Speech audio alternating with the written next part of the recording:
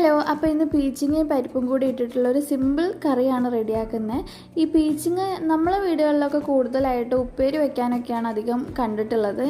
ഞാൻ പഠിച്ചത് തമിഴ്നാട്ടിലൊരു കോളേജിലാണ്. അപ്പോൾ അവിടെ ലഞ്ചിന് ഇടയ്ക്ക് നമ്മളെ ചോറിൻ്റെ കൂടെ തരുന്ന കറിയാണ് ഈ പീച്ചിങ്ങയും പരിപ്പും കൂടി ഇട്ടത്.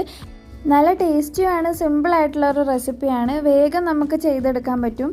നമ്മളെ വീട്ടിലുള്ള ചെറിയ ചെറിയ സാധനങ്ങൾ മാത്രം മതി, പ്രത്യേകിച്ച് കൂടുതൽ ഐറ്റംസ് ഒന്നും വേണ്ട. പക്ഷെ നല്ല ടേസ്റ്റുള്ളൊരു കറിയാണ്. അപ്പോൾ ആദ്യം തന്നെ എണ്ണ ഒഴിച്ച് അതിലേക്ക് കുറച്ച് പെരുംജീരകവും പട്ടയും ഇട്ട് ഒന്ന് ചൂടായതിന് ശേഷം അതിലേക്ക് വെളുത്തുള്ളിയും കൂടി ഇട്ടിട്ട് നല്ലപോലെ വഴറ്റി, പിന്നെ ഉള്ളി ഇട്ടിട്ട് ഉള്ളിയും തക്കാളിയും കൂടെ വഴറ്റിയതിന് ശേഷം നമ്മുടെ പീച്ചിങ് അരിഞ്ഞ് വെച്ചതും കൂടെ അതിലേക്ക് ആഡ് ചെയ്തിട്ട് നല്ല വഴറ്റിയെടുക്കുക. പിന്നെ മസാലകളൊക്കെ ചേർക്കുക. നമ്മൾ ആദ്യം തന്നെ കുക്ക് ചെയ്ത് വെച്ചിരുന്ന പരിപ്പും കൂടെ അതിലേക്ക് ചേർത്തതിന് ശേഷം ഇത്തിരി മല്ലിയിലയും കൂടെ ഒന്ന് തിളച്ച് വരുമ്പോഴത്തേക്കും മല്ലിയിലയും കൂടെ ചേർത്ത് നല്ലപോലെ ഒന്ന് കുറുകി വരുന്ന വരെ ഒന്ന് കുക്ക് ചെയ്തെടുത്തിട്ടുണ്ടെങ്കിൽ നമ്മുടെ സിമ്പിളായിട്ടുള്ള കറി റെഡി ആയിട്ടോ.